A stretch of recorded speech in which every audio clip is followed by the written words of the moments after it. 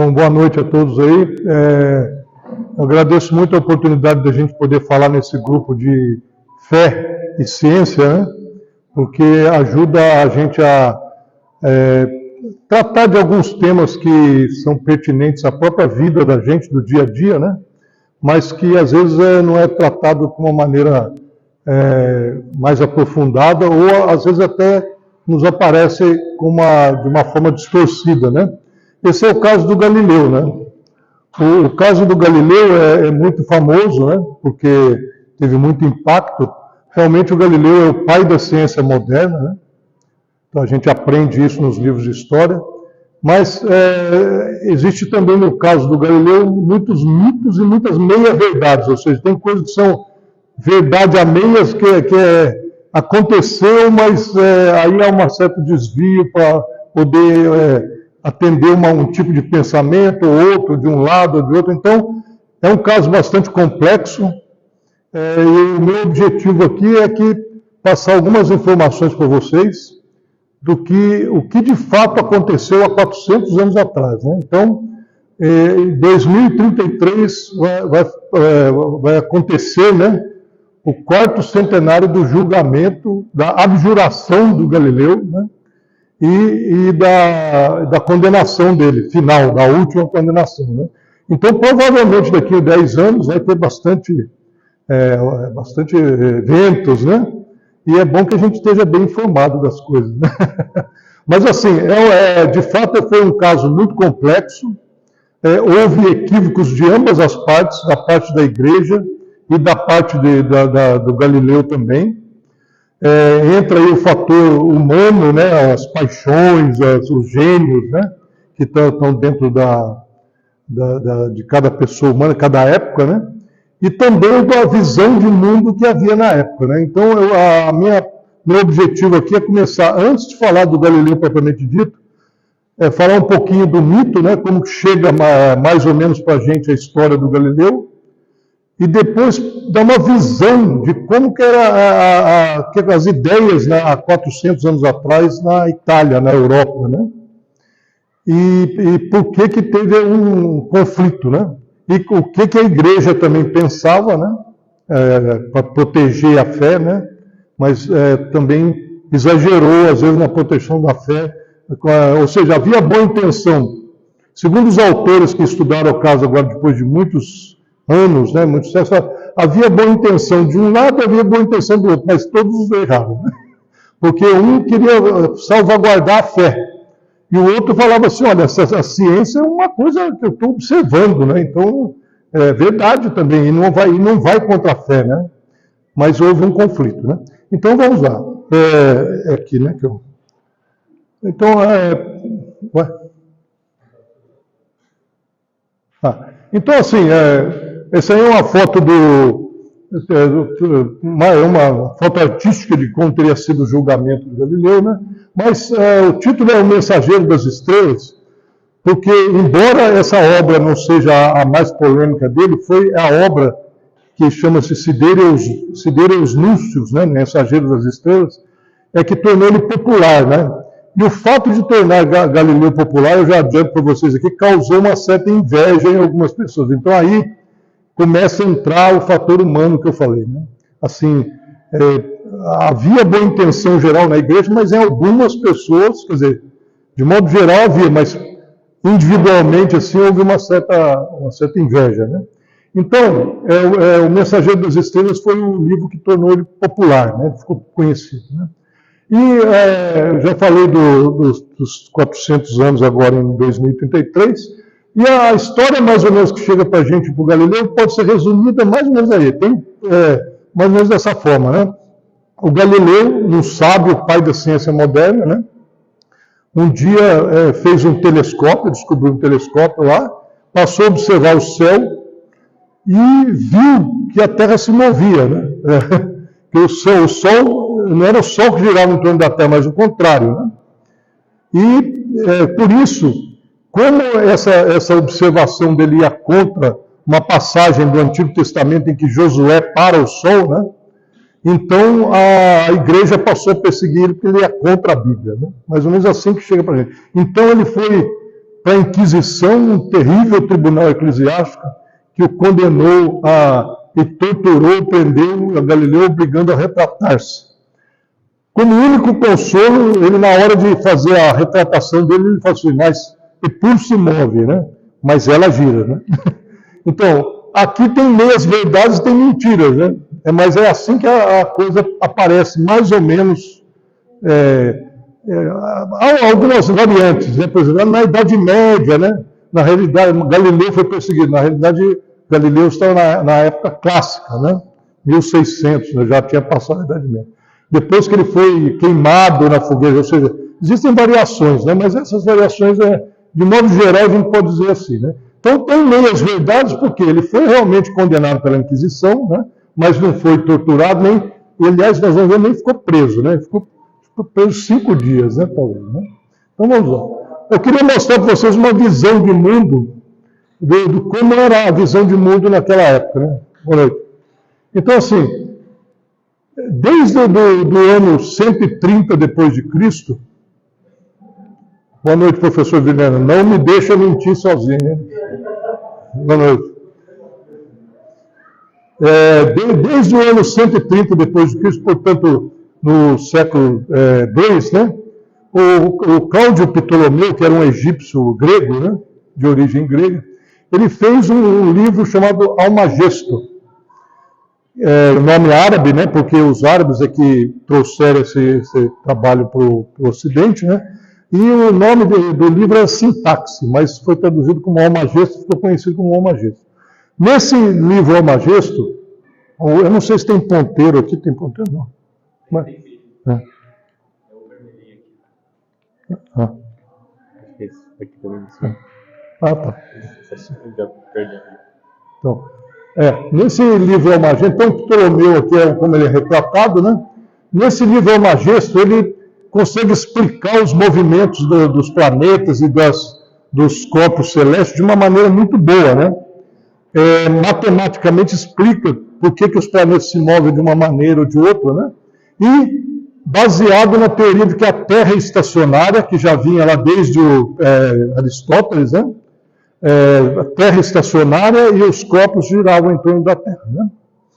E com os modelos matemáticos que ele fez lá em 120 depois de Cristo, né, no século II, ele conseguia salvar as aparências, né, que se fala assim, né, salvar as aparências do fenômeno celeste, ou seja, os modelos matemáticos que ele ia fazendo e aprimorou, né, explicavam as coisas que aconteciam no céu, né, porque, por exemplo, aqui tem uma órbita aqui que está um pouco apagada, mas é uma órbita do planeta, movimento do planeta Marte no céu, de novembro de 94 a março de 95, né?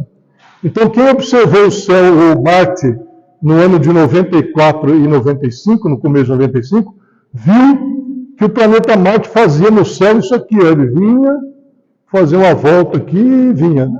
Bom, essas coisas o Ptolomeu já explicava naquela época lá, né? Por quê? O sistema dele com a Terra no centro, depois a Lua circundando a Terra, Mercúrio, Vênus, o Sol aqui depois de Mercúrio e Vênus, Marte, Júpiter, Saturno e aqui a esfera das estrelas fixas, né? Segundo Aristóteles, né? Essa estrela fixa aqui era um mundo meio perfeito, onde tinha éter, ou a tal da quinta essência, né? Então a quinta essência era algo assim fixo, né? Estrelas fixas, não mudava, porque era o jeito que eles viram o céu, né? Os corpos celestes passavam, né? Mas aquilo ficava todo ano, repetia do mesmo jeito, né? Então esse era o modelo do... Pois não. Pode, claro.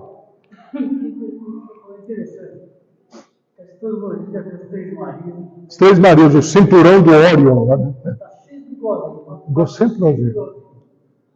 Mas tem uns corpos que parecem passeio no meio deles. Passeio no meio deles, Isso. Mas os Três Marias estão lá, né? Quietinho, né? Isso.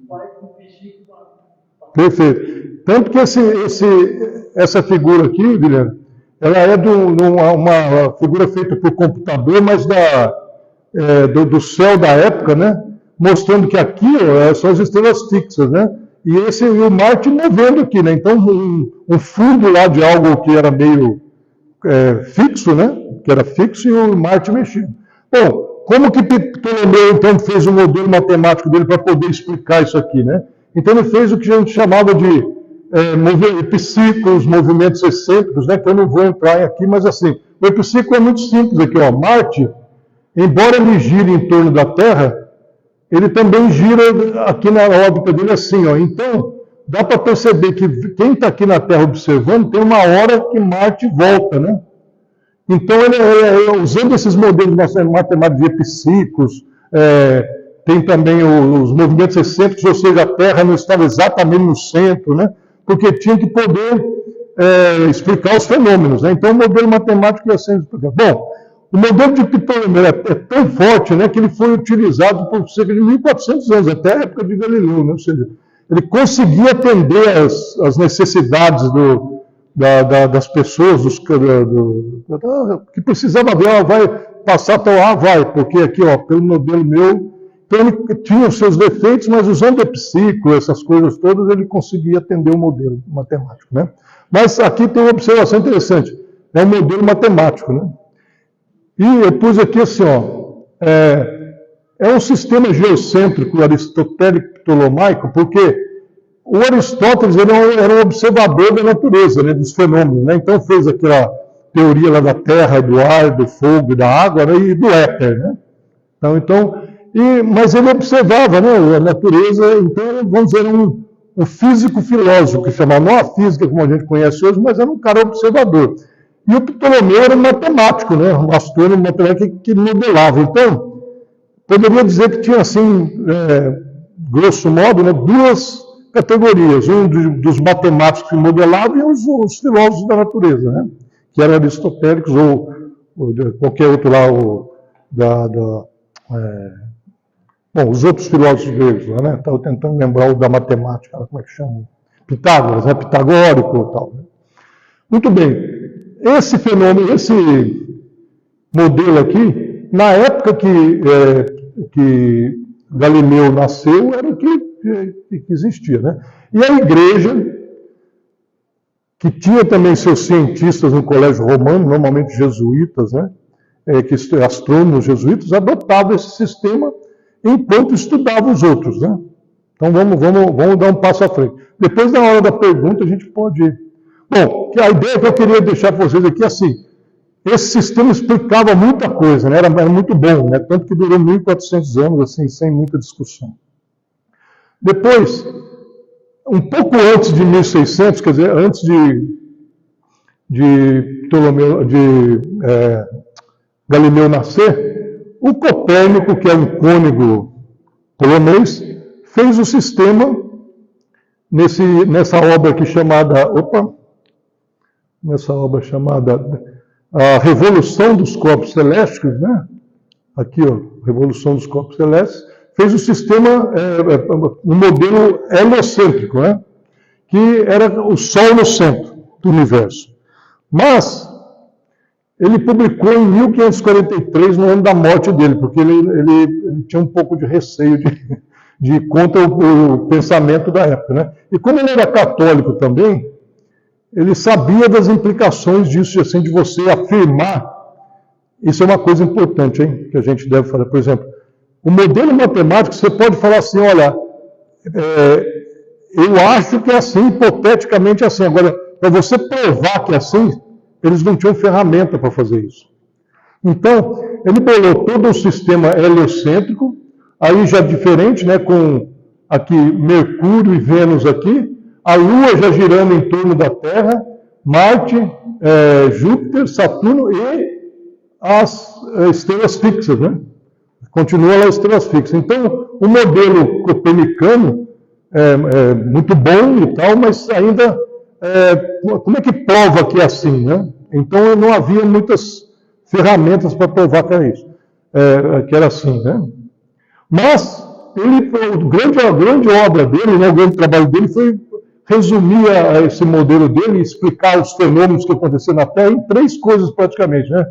Que a Terra rodava em torno do seu próprio eixo, existia uma revolução da Terra em torno do Sol e havia um movimento de precessão no eixo terrestre para explicar aquele 23,5 graus que tem, porque para ele explicar algumas coisas precisava ter essa inclinação. Ele já pegou isso no trabalho dele, né? E depois do Almagesto de Ptolomeu foi a obra mais importante, ou seja, 1.300 anos depois foi a primeira obra assim, potente mesmo, né? Publicada no ano da morte dele. Galileu, no princípio, no começo, ele era ptolomaico, vamos dizer, ele não era adepto dessa teoria. Mas olha, antes um pouco então de Ptolomeu nascer, Galileu nascer, foi publicada essa obra aí. Muito bem, vamos em frente. Uma outra, o que acontecia naquela época? Né? Aqui, tínhamos o Tycho Brahe. Opa, pulamos dois aqui.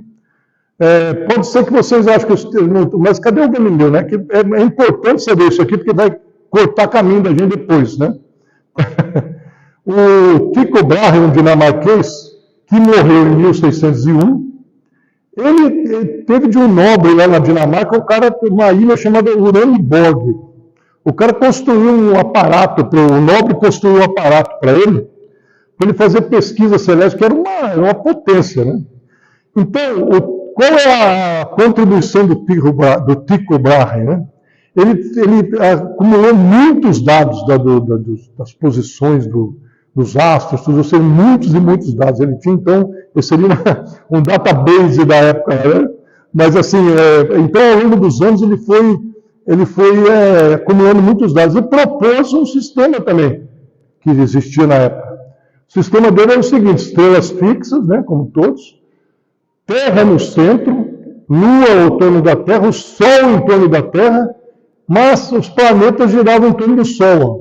Mercúrio e Vênus em torno do Sol, Marte em torno do Sol, Saturno em torno do Sol e Júpiter em torno do Sol. Então a diferença desse sistema é essa. Como que ele chegou a isso aí? Não sei. E uma curiosidade que tem, por observações, mas eram modelos, né, matemáticos. Uma curiosidade que tem é que o Galileu não deu bola para esse sistema. Né? Quando ele faz a obra dele comparando os dois sistemas, ele faz o ptolomaico e o copernicano. Ele ignora esse sistema aí. Né? Eu não consegui nas minhas pesquisas ver por que ele ignorou, mas ignorou solenemente, ele nem considerou. Embora o Tycho Brahe tinha muitos dados e tudo. Né? Usando os dados do Tycho Brahe, também é importante, o Kepler, que morreu em 1630, portanto, pouco antes da segunda condenação do Galileu, ele, usando os dados do Tycho Brahe, ele propôs as órbitas elípticas. Olha só, perto de 1600, propôs as órbitas elípticas com o Sol numa dos focos, do jeito que a gente conhece, as 3 leis lá, né? E pode também, mas só para completar, né? Duas observações, que 1600, portanto, bem antes do Galileu fazer a obra dele, e a partir dos dados do Tycho Brahe. Pois é.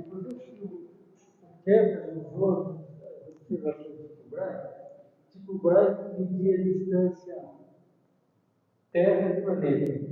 Ele reduziu a distância Terra e planeta em relação ao Sol.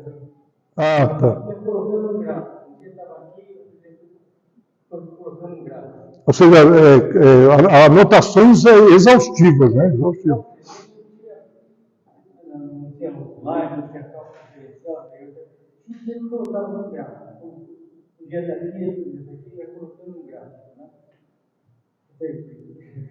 O trabalho do Kepler, o trabalho é pornográfico. Isso. E árduo também, né? Um trabalho árduo porque ele não descobriu, só dizendo, ele não descobriu que a elipse assim, é elipse, não. Ele tentou vários modelos, aí chegou na elipse. Né? Simplesmente, até a parte não tem nada, não teve cálculo nenhum. Foi observação, né? E tentativa e erro mesmo, né? Foi, puxa, isso aqui é uma elipse, o Sol está no foco. Isso. Agora, com relação ao Galileu, que é o nosso. Um dia a gente pode até estudar Kepler, mas com relação ao Galileu. Né? Fez tudo isso sem telescópio. Sem telescópio, não tinha luneta ainda. É. Exato. E nessa Uraniborg aqui, devia ter também um jeito de observar lá, porque era o nobre lá deu dinheiro para burro para fazer isso aqui. Né? Muito bem. O outro caso com relação ao Galileu, o Galileu ignorou o trabalho de Kepler. Né? Kepler escreveu umas cartas para ele, ele não respondeu, tudo. Você tem algumas coisas assim, historicamente, que ele não consegue entender. Mas olha, isso rolava na época. Né? Isso aí rolava na época. Bom, depois, e a visão de mundo, né, que eu queria mostrar para vocês, aqui já ligada à parte religiosa. O que estava acontecendo, né, naquela época? 1517, Lutero fez a reforma. 1543, se a gente lembrar, o Copérnico lançou o livro dele. Então, em 1563, terminou o Concílio de Trento, que é a Contra-Reforma. Ou seja, o que foi o Concílio de Trento?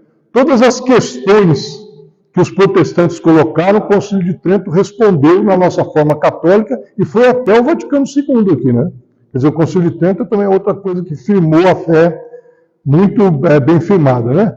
Mas terminou em 1563. Galileu nasceu em 1564, um ano depois do final do Concílio de Trento. Então, e qual que era... Opa, eu estou aqui apanhando, né? Qual que era aqui a preocupação do Concílio de Trento, né? Primeiro era consolidar aquelas doutrinas que foram estabelecidas no concílio, né? Que durou 15 ou 20 anos, né? De 1645 a 63. Tá? Consolidar essa doutrina, rigor contra as heresias protestantes, né? Então, aí que começa o rigorismo, né? Não pode pisar fora da linha, porque senão pode cair para uma interpretação muito livre da Bíblia e tal, né? E atenção e proibições para interpretações livres da Sagrada Escritura. Isso vai ter uma consequência direta nas observações do Galileu, né? Porque havia na mente religiosa, na época, uma preocupação, inclusive de não ser criticado pelos protestantes, né? Porque vocês interpretam a Bíblia de qualquer jeito, vocês e tal. Então havia uma... E eles tinham medo de que tivesse mais heresias ainda, né? Então, rigor, né? Bom, aqui tem um livro do Mariano Fazio que chama As Ideias, a História das Ideias Contemporâneas, né? Ele fala uma coisa que é muito interessante para nós modernos agora, né? Para nós contemporâneos, né? O homem do século XVII tem muitas certezas. Ele não era um homem assim perdido, ele tinha muitas certezas.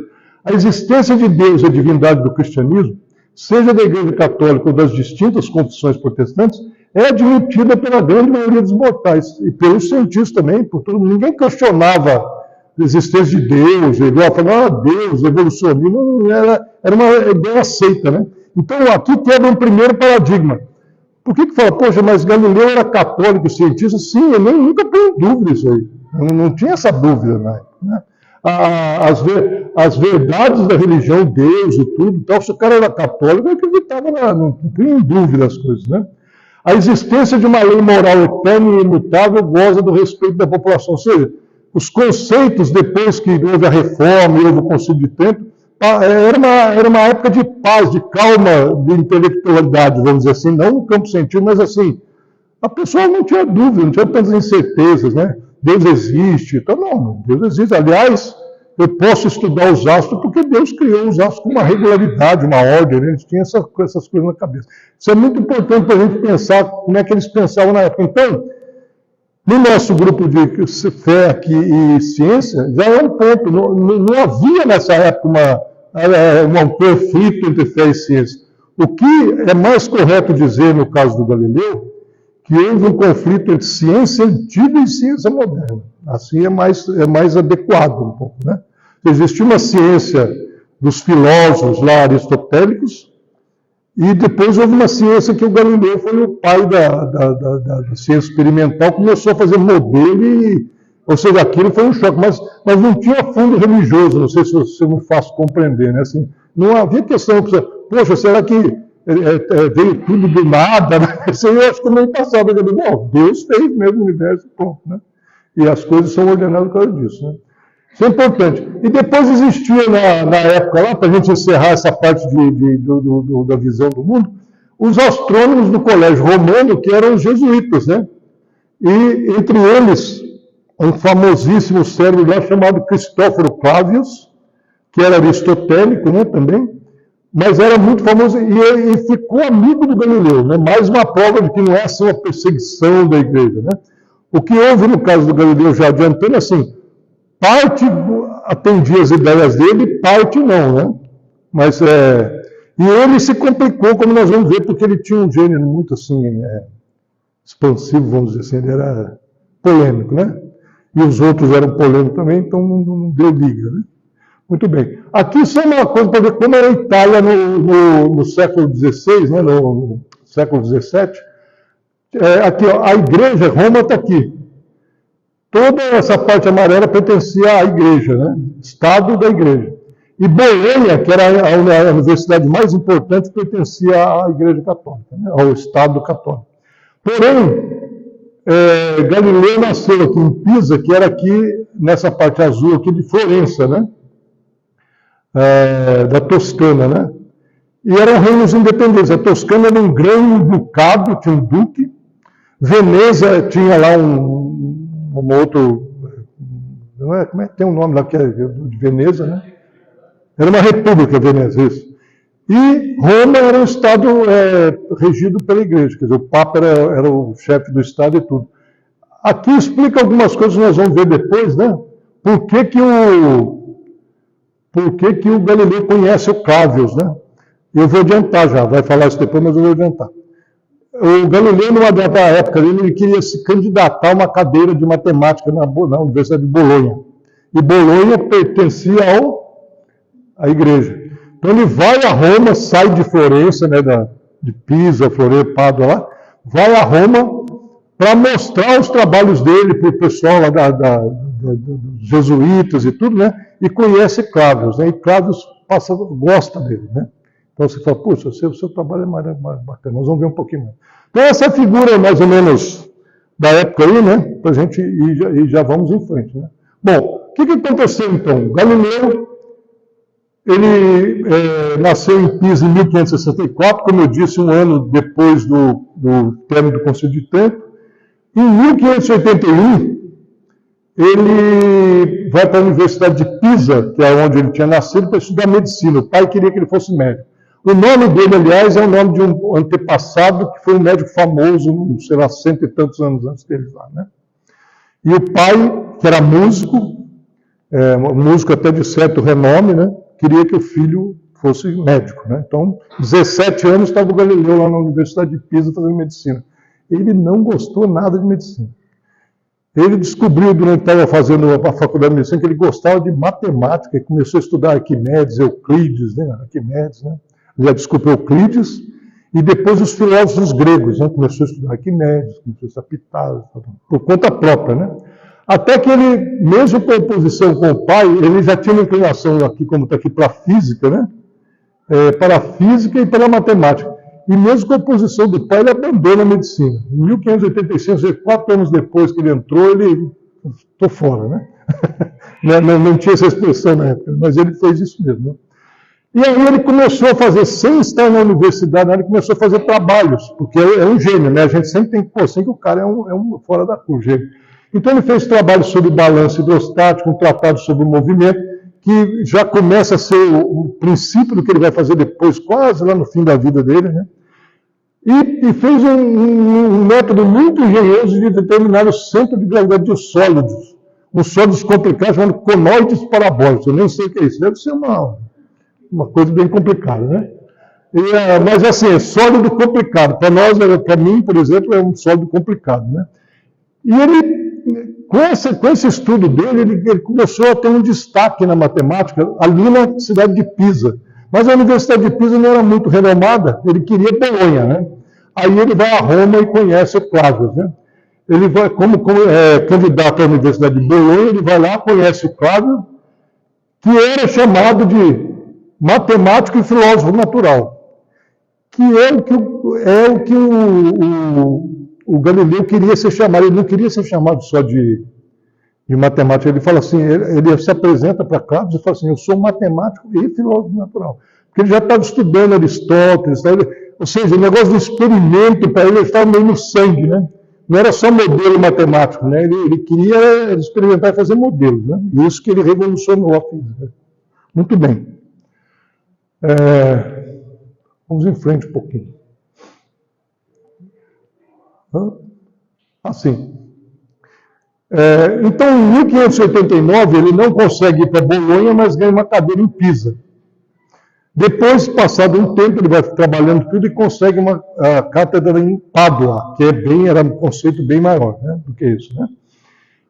Nesse período, 92 até o início do século XVII, ele faz um monte de coisas interessantes, né, na física. Né? Ele começa a estudar balística militar, né, lembra do ângulo de 45 graus e tal, as bolas de canhão. Né? Ele tenta fazer um termômetro, né? Ele começa a estudar pêndulos, embora não tenha evoluído muito, né? Mas era o que a gente podia chamar hoje um cara fuçador, né? E o interessante é que ele tinha um experimento no sangue, né? Isso porque ele gostava tem aquela teoria que eu não sei se é verdade, eu esqueci de ver, checar isso aí, que ele fala que ele começou a tentar estudar pêndulo vendo o candelabro de uma igreja lá em Pisa, né? Isso eu não sei, não confirmei se é verdade, mas provavelmente ele era muito observador, né?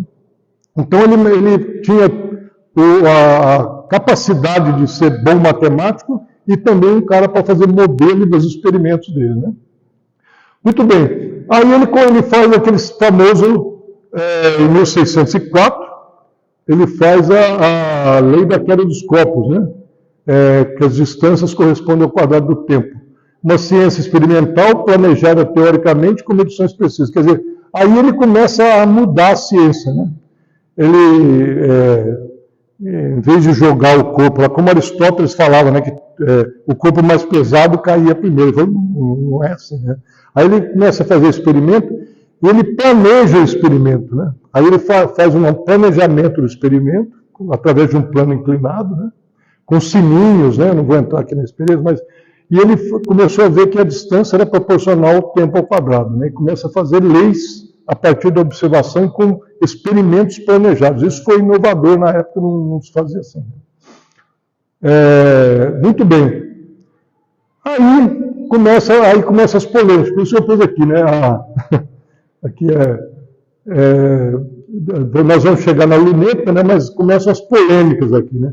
Porque já dentro da Universidade de Pádua ele já ganhou um adversário. Quer dizer, antes da luneta, tudo, esse Cremonini aqui, que era um aristotélico ferrenho, daqueles assim, duro, aristotélico duro, né? O que Aristóteles falava era lei, né?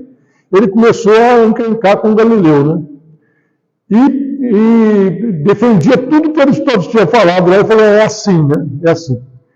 E Galileu faz, então, uma conferência na Universidade de Pádua sobre um trabalho do Tycho Brahe, que descobriu aquela estrela nova, né? Estrela nova. Em 1872, teve uma estrela no céu, na área das estrelas fixas, que aumentava o brilho, mudava de cor, tudo isso, tudo nas observações de Tycho Brahe, ele anotou lá e explicou lá. Eu não sei o que era, se era uma supernova, não sei, mas era uma estrela que ia contra o sistema aristotélico na cara, porque lá naquela região do éter, que tudo era perfeito, existia alguma coisa que mudava. E o Galileu foi lá e o sistema aristotélico não é assim tão puro não, porque tem coisa mudando lá onde ele fala que é perfeito, né? Aí esse Cremonini começou a perseguir ele, ou seja, onde tinha o éter lá e a substância perfeita do Aristóteles, começou a ter coisas variáveis, né? Isso antes do telescópio, né? Aí o Cremonini começou a bater nele, que era um professor também renomado lá, né? Padre. E também tem uma história dos cometas também, né? Porque o cometa, a pessoa não sabia se estava no estrela fixa, estava no mundo dos planetas, aquela coisa. Ou seja, quem observasse o céu via que aquele sistema de Aristóteles não podia ser exatamente daquele jeito, né? E o Galileu percebeu isso, muito bem. Mas o Cremonini começou a perseguir ele. Muito bem. Será que eu pulei alguma? Não, é isso mesmo.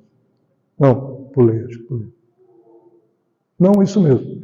Bom, aí sim chega o caso da luneta, né? Deixa eu ver se quanto que eu tenho de tempo aqui, porque eu acho que nós já vamos para os processos. Tá ok. É importante, então, essa introdução que eu fiz, porque lá naquelas discussões do processo vai aparecer um pouco daquilo que nós vimos aí, né? Bom, em 1609, apareceu na mão do uma luneta feita por um holandês e ele aprimorou a luneta. Então, o holandês fez, sei lá, o aumento era 7 vezes, ele fez 21 vezes. Né? Depois fez acho que 14, 17, depois fez 21 e tal. E passou a observar. E a luneta era uma coisa muito rudimentar mesmo, né? Mas ele deve ter tido muita persistência. E através da luneta, ele escreveu um livro que deixou ele famoso, como eu disse no começo, que é o Siderius Nuncius, o Mensageiro das Estrelas, de 1610. Ele viu que o Sol tinha manchas, ele viu que tinha montanha e cratera na Lua, isso aqui é a figura do livro dele, né? Ele viu fases no planeta Vênus, então ele falou, não, então Vênus deve girar em torno do Sol, né? Uma coisa assim. E viu 4 luas em Júpiter, né? Com a lunetinha dele, ele viu 4 luas em Júpiter. Mas se tem planeta menor que gira em torno do outro, então esse sistema aí ou seja, a Terra pode girar também, qualquer conclusão assim. E ele escreveu esse livro, fez 500 cópias e distribuiu. As cópias não eram imprensa rudimentar, né? Acho que deve ter tido uma tiragem até boa. Mas caiu na mão do Kepler, caiu na mão do Clavius, né? E tudo, né? E aí ele ganhou uma popularidade excepcional, porque o Clavius, o Kepler elogiaram. Ele falou, pois é verdade, né? E ele levava a luneta para a turma ver, e o pessoal comprovava, nossa, tem cratera na Lua mesmo, tem montanha, né? E tal. É interessante, o Clavius era um sacerdote, né? Você fala, poxa, então a igreja não, eles se rendiam ao fato, né? Mas uma coisa é a observação, outra coisa é a parte teológica, né? Então, ou seja, não dá para... Está lá mesmo, está lá, tem 4 luas lá, né? Ele deu o nome das luas para, se eu não me engano, Medicianas, né? Para elogiar um ricaço lá da época, Médicis, né? Que era de Florença, né? Que era da terra dele, né? Bom, agora, o Duque de Florença nomeou ele filósofo e matemático do Ducado com alto salário, ele deixou a universidade. Aí pagou uma nota para ele, porque o livro dele realmente foi um estouro. Né? Agora, o Cremonini não aceitou e começou a ter rancores. Né? Então aí começam as invejas. Né? E aqui eu escrevi uma coisa, que o Galileu era mais aristotélico do que os aristotélicos da época, porque o Aristóteles, quando fez a teoria dele 400 anos antes de Cristo, lá, 300, não sei, ele se rendia às observações, e tudo que ele observou foi na época dele. Se o Aristóteles vivesse nessa época, ele ia se render às observações também. Então, a grande crítica aos aristotélicos renascentistas, tudo é a rigidez de querer salvar o sistema aristotélico contra as evidências. Né? Então, o Galileu, aí não sei nem se é uma afirmação assim, correta, né? Mas assim, eu acho que ele era puramente aristotélico, mas sem se chamar de Aristóteles, né? Porque ele falou, a evidência aqui, né? Igual o Aristóteles fazia, né? Só que Aristóteles, com os conhecimentos dele de 400 anos de Cristo, ele tinha as ideias dos modelos dele, né? Agora tinha evoluído já vários séculos, né? Bom, em 1611, então, depois do livro dele e tal, ele visitou Roma, né? E teve um reconhecimento, homenagem, foi badalado lá, entrou para a Academia dos Lincei lá, que depois iria ser esse que tem agora, Pontifícia Academia de Ciências lá do Vaticano, tudo agora, né? E foi recebido amavelmente pelo Papa Paulo V, quer dizer, então não tem... Toda vez que coloca uma crise assim, entre igreja e religião, não é uma coisa assim... parênteses, o sistema de Copérnico era estudado também. Só que, assim, como não tinha como provar que aquilo era verdade, ficava no campo das hipóteses, né?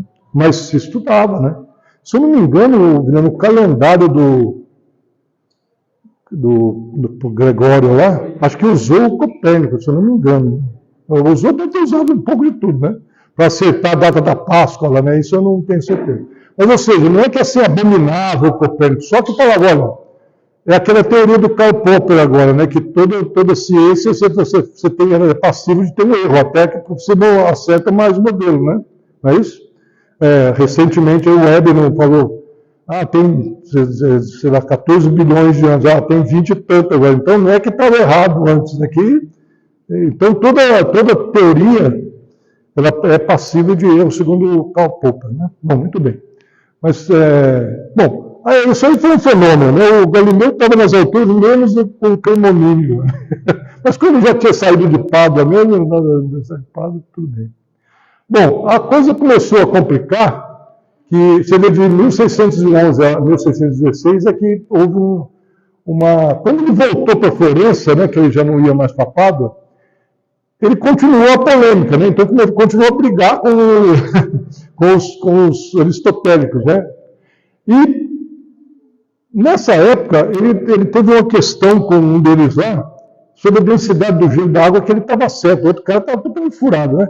E o cardeal Barberini, que era de Florença, ficou do lado dele, falou, nossa, eu estou a favor eu acho que o Galileu está certo. Esse Barberini seria o próximo Papa, né? Urbano VIII. Isso também tem uma influência muito grande no que aconteceu depois. Muito bem. Essas questões todas, com aquele problema da reforma, contra-reforma, e proteger a religião de heresias, tudo, um teólogo chamado Ludovico della Colombe publicou um trabalho chamado Contra o Movimento da Terra. Falou, não, a Terra é fixa, teórico, tá? Do ponto de vista da teologia. Só que, em vez de ficar no campo da teologia, ele atacou todo o sistema heliocêntrico com argumentos da Sagrada Escritura. Então, começou a usar a Sagrada Escritura para argumentar contra o sistema heliocêntrico. Vocês já estão percebendo onde vai o caminho, né? O Galileu, em vez de fazer, ele também usa a Sagrada Escritura para querer provar para o cara que na Sagrada Escritura ele prova que o heliocêntrico está certo, né? Então, a passagem que esse Ludovico usou é aquela que fala, que acho que a gente até conhece do Salmo, que fala que a terra firme nas suas bases do firmamento, né? É inamovível e tal. E o Galileu pega uma outra que fala assim, que a terra treme, né? Então, mas só que os argumentos são fracos, né? Tanto de um quanto de outro, porque isso não é ciência, já virou uma polêmica, né? O Galileu, na interpretação de muitos autores e na minha também, quando ele foi entrando por esse lado de querer usar a Bíblia para poder provar o sistema heliocêntrico, ele foi se complicando também, né? Porque ele queria mostrar, com razão, que a Bíblia não é contra o sistema heliocêntrico, não vai contra a Bíblia, né? Mas ele começou a provar, querer rebater os teólogos usando teologia, né? Aí saiu do campo dele. Começa a complicar. Muito bom. A disputa se deslocou, então, do plano científico para o exegético e teológico. E os temperamentos explosivos e rancores foram acirrando os ânimos todos, né? Ou seja, o controvérsia está errado. Tá?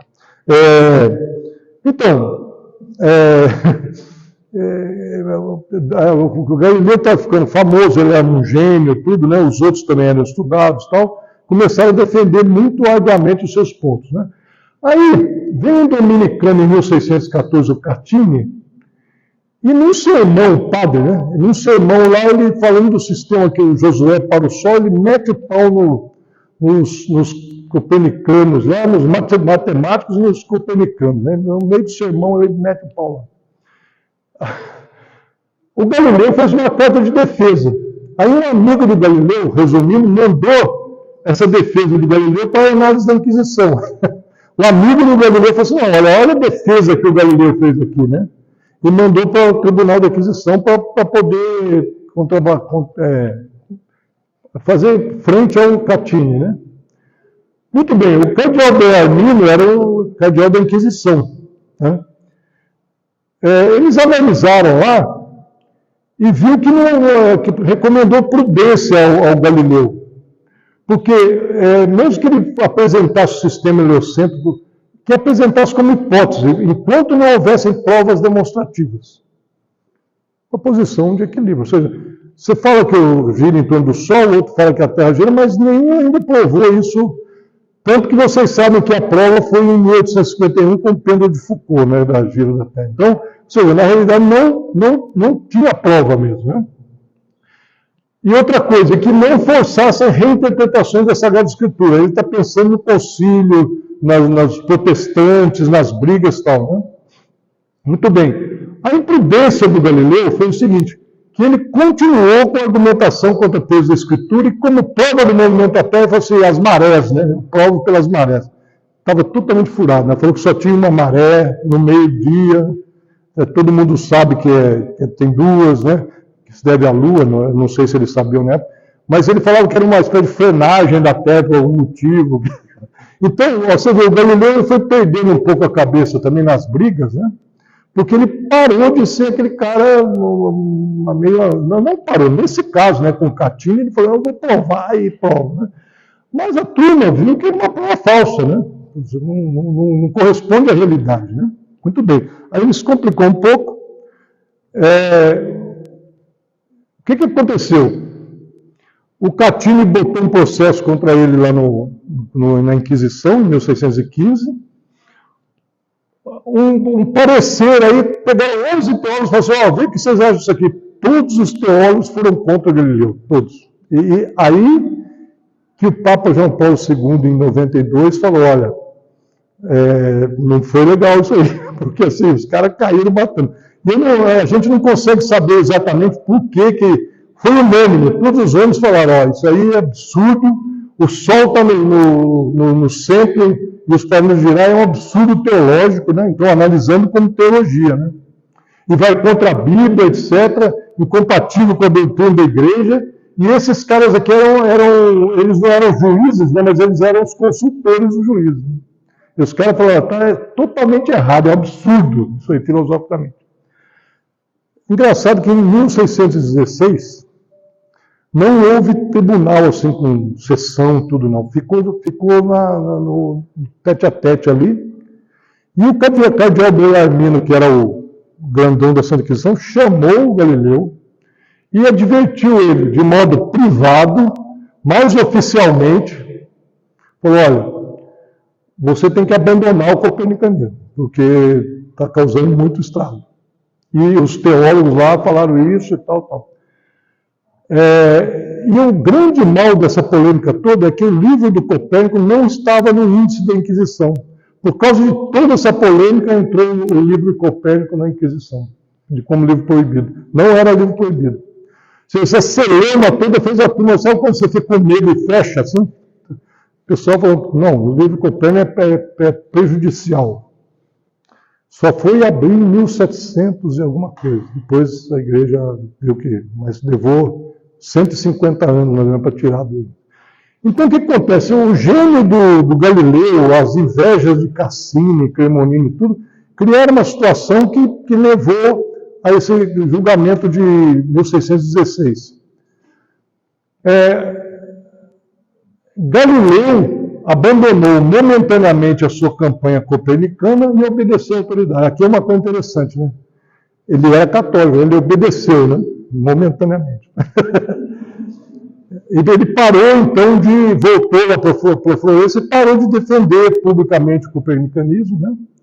E continuou com a vida dele, fazendo os experimentos. Escreveu, nessa época, o Experimentador, que é um negócio de balança de precisão, e o Saggiatore, né? O Papa leu esse livro e falou, olha, não tem nada. A Inquisição leu e falou, não tem nada. Então, foi um período, assim, de bonança, assim, uns 10 anos, assim, ele obedeceu a autoridade e parou de assim, fazer polêmicas, né? E querer provar pela escritura a teoria dele, né?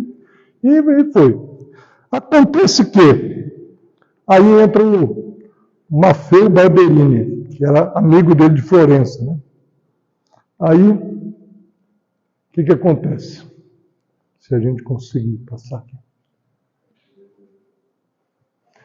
Em 1623, que era 16, teve processo, ele ficou quietinho. Em 1623, o amigo dele, lá de Florença, era padre, né? Gostava das ideias do Galileu, foi eleito Papa Urbano VIII. Ele se entrevistou com o Papa, né, amigo, né, foi lá em Roma e tal, e falou, olha, eu estou com uma ideia de escrever um livro comparando os dois sistemas astronômicos. O Galileu não é mole, não. eu vou fazer 2 sistemas, eu vou comparar o sistema ptolomaico com o copernicano. O Papa conheceu, o Papa era astrônomo também, tá? Esse Barberino também era astrônomo, então sabia o que estava falando, né? E era astrônomo, era teólogo e tudo. Então, ele falou assim, olha, não entra em briga com o Santo Ofício, não. Vê o que você vai fazer e trata o sistema de Copérnico como hipótese. Enquanto não provar que é assim, não trata como hipótese. Ah, lembre-se, todos aqui, que o sistema de Copérnico tinha seus defeitos também. As órbitas eram circulares, né? Então, mesmo o sistema de Copérnico tinha que fazer correções, epiciclos e tal, também não era assim, né? Não era assim aquela coisa perfeita, puxa, o Copérnico ele fez muita coisa boa, mas era circular, né? Então tinha que fazer umas ajeitações matemáticas também. Muito bem, parênteses, né? O Galileu viu aquilo de 24 a 36 anos, ele escreveu um diálogo sobre 2 maiores sistemas do mundo, ptolomaico e copernicano. Aí que eu falei que ele esqueceu do Tycho Brahe, não quer nem saber, né? Isso aqui que é... Aí, ele tinha 3 caras, né? Dialogando, né? O Salviati, que representava ele, e o Sagredo, que aliás ele tinha um amigo chamado Sagredo mesmo, que eram copernicanos. E o Simplício era esotérico ferrenho, talvez pensando no Cremonini, lá naquela turma toda. Né? E aí, no final do livro, depois de muitas discussões e tudo, o Simplício perde o debate, né? Sai lá, batendo o pé lá, vamos dizer assim, e fala assim, ó, no livro dele. Sem mais argumentações, Simplício abandona a discussão, dizendo que só convém aceitar o sistema de Copérnico, considerando como hipótese. Olha o que o Papa tinha falado para ele. Aí, se ele pensou em pôr na boca do Papa isso ou não, ou seja, o Simplício é idiota, tá? No livro é um totalmente retardado, e os 2 são inteligentes e tal. E ele põe na boca do Simplício a frase que o Papa falou para ele. Se a intenção dele ou não, quando foi publicado o livro, os inimigos dele foram direto para o Papa. Né? Falaram aqui, ó, tá fazendo chacota com você, né? Coisa assim. Muito bem, mas aí não tinha sido editado esse livro ainda, isso foi acontecendo no livro, mas tem um último ponto que eu acho que nós já vamos encerrar, que deve estar já mais cansativo, mas só para vocês verem aqui. Ele, ao querer publicar o livro, foi designado um padre chamado Padre Ricarte para fazer uma análise do livro dele. O Padre Ricarte, que morava em Roma, fez uma observação, falou, você tem que tirar isso aqui você fala que é hipótese e tal. Ele teve que ir para Florença, o Padre Ricarte ficou em Roma e ele foi para Florença. E tinha peste, tinha tudo, um monte de dificuldade na época. O Galileu falou assim, posso imprimir em Florença? Faz as correções que eu queria, hein? O Galileu fez uma malandragem lá, e aí que eu não entendo bem a personalidade dele. Ele era um cara legal, mas ele fazia umas manobras estranhas. Aí ele fez assim, ó. Ele fez umas manobras, umas tramóias lá, que ele conseguiu corrigir só a capa da frente. E no interior ele não corrigiu. E imprimiu assim mesmo. Quando caiu na mão do Ricarte lá em Roma, o cara teve um gato. Né? Ele falou, pô, Cassino já está impresso, já está tudo. Ou seja, ele imprimiu em Florença. E Florença, lembre-se, era a terra dele, né? O duque que gostava dele lá era, né? Ele conseguiu fazer essa manobra e é difícil para a gente entender o que o Galileu está querendo. Ele está querendo provar que o sistema copernicano era correto, né? Isso é provavelmente uma intuição, né? Mas ele comprou uma briga grande, né? Ele desobedeceu o Padre Ricardo aqui. E ele defendia, e outra manobra dele foi o seguinte, ele não defendia mais o copernicanismo, ele defendia o heliocentrismo. Ele parou de falar do Copérnico, mas falou, o Sol está no centro. Né? Bom, com essa bagunça que ele fez, a turma caiu em cima do Inquisição de novo e acusou ele de não ter cumprido o compromisso de 1616. Então, você vê, o segundo julgamento não teve nada de novo. Foi a quebra da promessa dele, que ele falou que não ia defender o copernicanismo e tal. Então, foi uma espécie de desobediência, né? E o que acontece? Ele foi chamado a Roma, Aí sim ele foi para a Inquisição, Tribunal da Inquisição, não foi torturado. Depois a gente pode entrar em detalhe no debate. Mas ele teve 4 interrogatórios oficiais, aí já não foi mais uma conversa tete a tete, não, foi tribunal mesmo, né? E ele, no quarto interrogatório, nos 3 primeiros, ele deu dizia, não, eu não defendi, tal. Não, na realidade, quando o Bellarmine falou para mim lá, ele não falou oficialmente, ele falou assim, mas tinha rata, tinha tudo, né? Porque foi privado, mas foi... Né? Então, no último questionamento, no quarto, ele deu o braço a torcer, questionado solenemente, né, se defendia o sistema copernicano, que ele falou, não defendo o sistema copernicano. E aí a turma fala, por se move, né? Mas ele falou baixinho, não existe isso, né? Seja, na realidade, por alguma situação, ele preferiu obedecer a igreja. Né? Aí ele escapou de ser herético, né? Jordano Bruno, aquele caso lá, foi queimado porque era herético. Então, heresia era um negócio, apesar de ter sido 80 anos antes, tal, 100 anos, ou seja, a heresia era uma coisa muito grave, né? Muito grave. Aí permaneceu um livro dele, né, que ele editou de maneira esquisita, e desobediência, que ele prometeu que não ia defender, aí ele tinha que cumprir uma pena. Foi dado 3 anos de prisão e ele tinha que recitar semanalmente os 7 salmos penitenciais. O Papa comutou a pena no dia seguinte.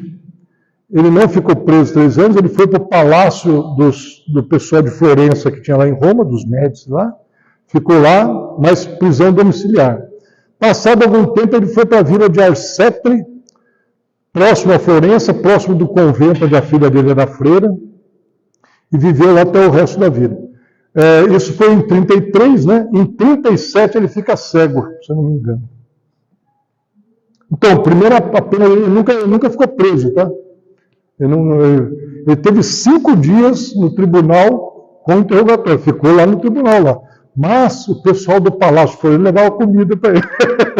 Você vê, ele não passou masmorra, nada, ele estava num aposento lá, né? Então, é outra época, né? São 400 anos depois, antes aqui, né? E o cara era um cara renomado, né? Era um cientista renomado, né? Bom, passou a residir na Vila Arcetri. Os últimos anos escreveu o seu diálogo para as 2 novas ciências, que é de resistência de materiais e mecânica racional, que foi depois aperfeiçoado pelo Newton. Em 37 ficou cego e continuou a trabalhar com o assunto de pêndulos. Ele tinha 2 ajudantes, né? Que depois fizeram a biografia dele e tal. Em janeiro de 642 ele faleceu, aos 78 anos, e foi assistido, São José de Calazans mandou lá um confessor, ele morreu católico, tudo normal. Né? Então, bom, conclusão, para a gente parar aqui para não cansar muito você. Então, só desculpa assim, essa parte histórica, mas é que é muita coisa, né? O cara antes de ser gênio viveu 78 anos, ele teve bastante coisa. Mas eu acho que é importante a gente ter essa visão. Bom, o balanço final é o seguinte, João Paulo II, em 1979, centenário do nascimento de Einstein, ele falou, olha, esse negócio de ciência e fé ser considerado que são coisas antagônicas, não está certo. Isso não é verdade, a igreja incentiva a ciência, tem laboratório de astronomia, tem observatório astronômico, e tantos cristãos católicos e cristãos são cientistas, então isso está certo, nós temos que pôr essas coisas a limpo aí, né? Então, em 82, então 13 anos depois que o Papa João Paulo, um monte de gente estudou, tanto que se vocês quiserem, tem material à vontade sobre material sério, né? Muito material sério. E o João Paulo II, o próprio João Paulo II, deu um passo muito importante, que é falar assim, olha, a igreja errou, foi rigorosa demais, porque embora todo aquele jeito do Galileu, tudo, não era para ter aquela análise de 11 teólogos condenar, falar que é contra a Bíblia. Por quê? É o que eu vou explicar aqui. Houve um paradoxo nesse caso aqui.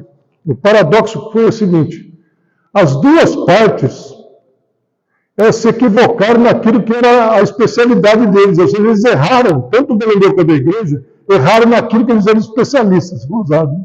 Nesse caso, né? O Galileu acreditava que tinha provado que o sistema copernicano estava certo, ele não provou, maré, coisa, ele não provou, está errado. Mas ele afirmou que o heliocentrismo, teologicamente falando, era compatível com a Bíblia. Estava certo. Ou seja, o heliocentrismo, ou qualquer coisa que tiver na natureza aí, não vai contra a Bíblia, porque a Bíblia não é um livro científico, né? É um livro histórico, simbólico, né? Para ensinar alguma verdade de fé, de vida. Né? Os juízes lá, eles erraram quando falaram que o heliocentrismo é contra a Bíblia, porque esse foi o argumento deles. Não, o heliocentrismo é diretamente contra a Bíblia. Né? Erraram, que era o campo deles. Né? E acertaram quando eles falaram as provas científicas do heliocentrismo não eram conclusivas. E é verdade. Maré, tudo que você está falando não prova nada. Você tem que tratar o seu sistema como hipótese. Né? Muito bem. Juntando a isso aí, no século XIX, com o positivismo com o iluminismo e tudo, houve um ataque frontal à religião, né? E aí começa a usar, aí que entra as meias-verdades que eu falei, né? Ele foi torturado, porque aí começaram a usar, como queriam atacar a igreja, começaram a usar que a igreja é inimiga da ciência, usando o caso do Galileu e dar uma deturpadinha, né? Então, o Comte, né, que foi o pai do positivismo, ele falava assim, né? Criou um conflito de religião e ciência, né? A humanidade ela vai evoluindo cada vez mais. Primeiro teve a fase mítica religiosa, né? Tinha um raio, o cara não sabia o que era, Deus e tal, né? Que é mito, né? Medo, né? Ou uma coisa cai pelo vento, não sabe o que é o vento, foi um espírito, foi Deus e tal, né? Então, existia mesmo a fase mítica, depois, só que ele misturou a fase da religião aqui. A segunda fase de desenvolvimento do homem foi a metafísica, né? Aristóteles, estudar essa parte da mente racional. Né? E a terceira, que é onde o homem é mais evoluído, é a científica, que é essa sim, a gente vai lá e prova. Eu meço, essa é a verdade absoluta. Né? Então, a única forma, segundo o positivismo, de conhecer a verdade é através da medição, da ciência. A ciência, como a gente experimentou. Né? Em 1943, logo aqui, né, abaixo aí, o Bertolt Brecht fez uma vida de Galileu no teatro e com interpretação de cunho marxista. Então, isso colou na mentalidade geral e até hoje é encenada essa peça aí. E essa peça acaba sendo a verdade da coisa. O cara vai, vou ver uma peça do Bertolt Brecht. Puta, Galileu foi quase queimado, não sei o que. Vira verdade. Ninguém quer estudar. Então a gente tem que ir contra essa corrente, porque foi estabelecido isso pelo racionalismo, pelo positivismo e pelo iluminismo. Né? Mas não tem nada a ver com a realidade. Né? E aqui uma última observação, encerro. Nunca mais houve um caso semelhante ao do Galileu, e espero-se que não ocorra mais. Ou seja, a confusão foi tamanha, o dano para a igreja foi muito grande, o dano para a ciência foi grande. Galileu sofreu muito, né, porque ele sabia que ele tinha razão em muita coisa, mas ocorreu esse caso. Então espera-se que nunca mais ocorra. Né? Entretanto, lembrando da palestra passada do Estevão, nós temos agora que ter sempre muito cuidado. Por quê? Tem dois campos no mundo moderno, no mundo contemporâneo, que são perigosos, não que eu diga que vai ocorrer isso, mas que tem que ter atenção. É a bioética e a inteligência artificial. Por quê? Porque, às vezes, por interesse, por ciúme, por coisa, começa a deturpar a coisa, né? Para levar para um caso tipo Galileu. Então, eu acho que requer para nós, inteligência artificial e bioética, a ficar muito antenado para ver se não ocorre, né? Não passa nem perto de um caso como Galileu. Né? Tá? Porque, digo assim, né? Porque, por exemplo, alguém para querer defender a moral, né? A moral correta, fala, a bioética está tudo errado, tal. Então pode acontecer de novo, né? Numa tentativa de defender a fé e tal, e acabar desacreditando uma coisa que está provado que é na medição tudo, né? E não misturar, né? Então, acho que é isso. Vê se tem mais alguma coisa. Não tem mais nada. Ok, é isso aí. Tudo bem.